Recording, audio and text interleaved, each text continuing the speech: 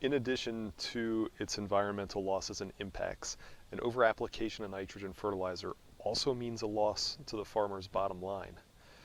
In order to ensure both environmental and economic losses are minimized, farmers, along with their ag retailers and trusted advisors, will develop a plan to maximize nutrient retention.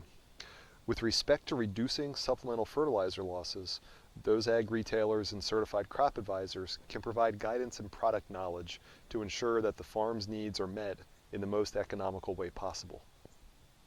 We take the approach of a very consultative sales model that centers around consistent soil testing as well as customized recommendations for all of our farmers in the field.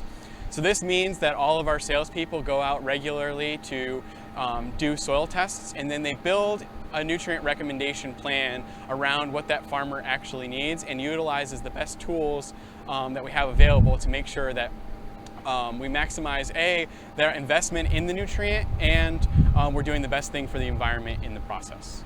First of all, we're going to start by analyzing the soil, looking at what does the soil have to offer as far as the nutrients in that soil, the cation exchange capacity, the quality of the soil, the depth of the soil, what we can reasonably expect for yield, and then we set to do those yield goals, then we start to set our nutrient needs. Probably the worst month for us is May. April, May, right at planting, you put the nitrogen down, there's not a big plant growing to absorb it. You get tremendous amount of rains in that time frame, so we want to lock that nitrogen up any way possible so that it's available for the plant later in the growing season. Then through the season, we'll look at, what's available for that nitrogen source. What are the costs? What are new products?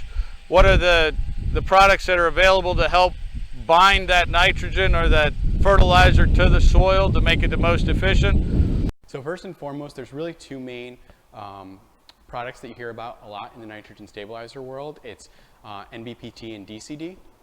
And NVPT is actually a urease inhibitor. So there is an enzyme in the soil that actually helps break down that urea. It's called urease.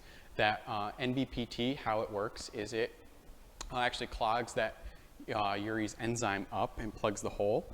And so the enzyme is no longer useful for breakdown. And it actually buys you some time, usually between 14 and 21 days after that nitrogen is applied, to prevent that ammonium volatilization on the surface of the soil. DCD is the other major component, and that is a nitrification inhibitor. So that once that ammonium is in the soil, it actually acts to keep it in that form and acts on the biological conversion from ammonium to nitrate. Our product, Exos Max, is actually a combination of both of those things. So there's NVPT and DCD, and we add what's called our LCN complex in it. And what our LCN complex does is it helps that plant to utilize nitrogen better. It helps with root growth, so the plant can get to that nitrogen that you applied more efficiently, and it helps with nitrogen and ammonium utilization within the plant so that it can help that plant grow and maximize effectiveness. So not only are we chemically helping that nitrogen stay where it needs to be, but we're also biologically helping that plant to access that nitrogen. So we're really trying to attack this on all of the fronts and make sure that, the farmer spends a lot of money on nitrogen every year, and we want to make sure that they get a good return and that nitrogen stays where the plant needs it in that root zone. We would like to not have to take additional monies out of our pocket, so we're looking at ways to conserve every unit of nitrogen that is either already present in the soils by not allowing erosion, and then when we're applying the nitrogen, we either want to try to get it adhered to the soil colloid or in the soil so it doesn't volatilize into the air, or leach through the soil profile, and potentially into the groundwater. So we use some products or strategies to prevent either of those.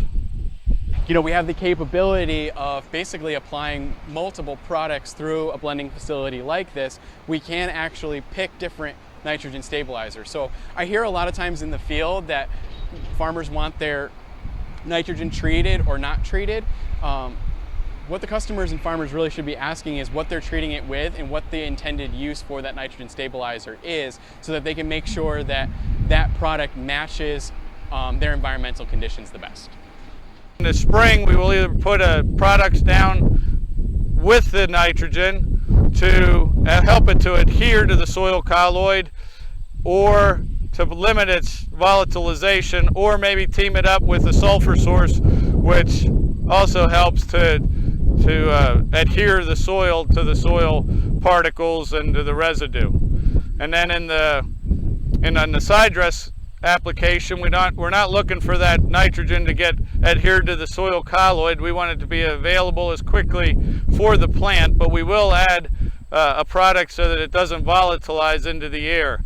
We're trying to time that application to the plant utilizes it the most at the greatest efficiency, so the uptake is great, and now it's safe and in the plant, and we're not wasting money or nutrients.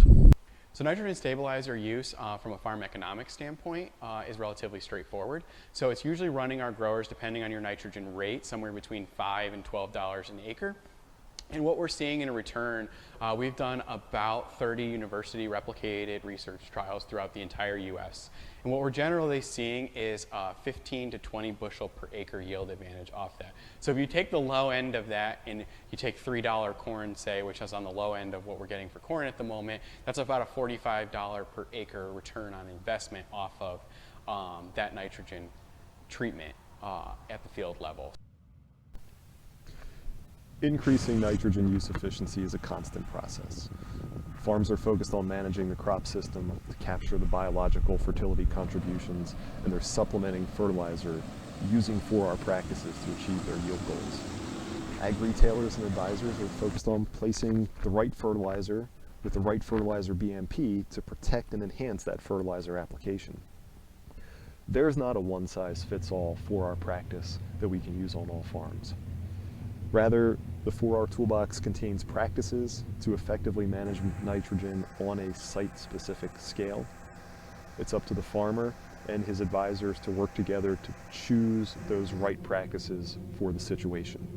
4R tools provide both an economic and an environmental outcome to make our farms more sustainable.